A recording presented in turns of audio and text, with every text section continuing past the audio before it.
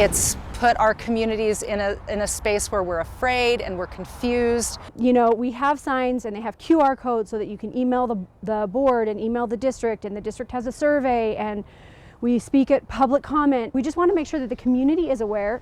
It was a tense night as Salt Lake City parents found out which schools the school district has recommended for closure. This is following the district's population and boundaries study that began in the summer of 2022. These 7 schools were previously discussed. Now the district has narrowed it down from 7 schools to 4. Fox 13 News reporter Darian DeBrule explains what happens next. Better question to ask is how to have a flourishing community and bring children back to Salt Lake City.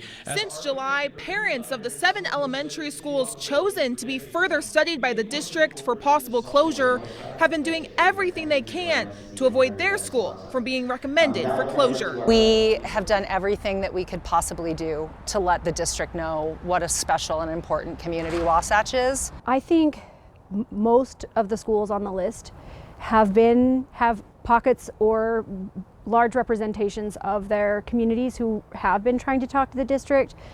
And, you know, we can do the best we can do to organize and educate and tout the value of the schools in our community. Newman holds a special place in the hearts of our community members because it is more than just a school. Monday night, Debbie Hummel and Joey McNamee took a sigh of relief as Wasatch, Emerson, and Newman were not recommended for closure, but still felt sad as Salt Lake City School District Superintendent Dr. Elizabeth Grant presented the 4 schools that are. Elementary schools that we are recommending for closure are Hawthorne Elementary, Emlyn Benyon Elementary, Mary W. Jackson Elementary, and Riley Elementary.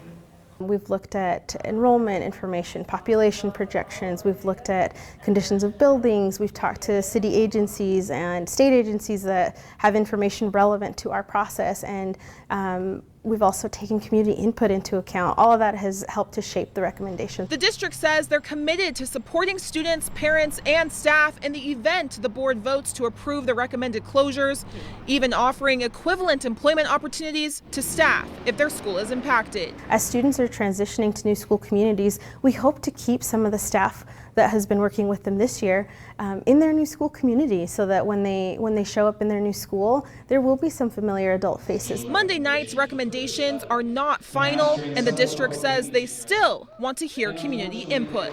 This is an initial recommendation. There's a hearing on December 5th, and the earliest that the board will vote would be January 9th. Alongside the school closures, the district also recommended boundary adjustments that they say will impact 14 other elementary schools. They also recommended new locations for special programs if the 4 schools are to close. They also said they're planning to put a magnet program on the district's west side. All the details on the recommendations they proposed tonight will be available on the district's website. In Salt Lake City, I'm Darian DeBrule, Fox 13 News, Utah.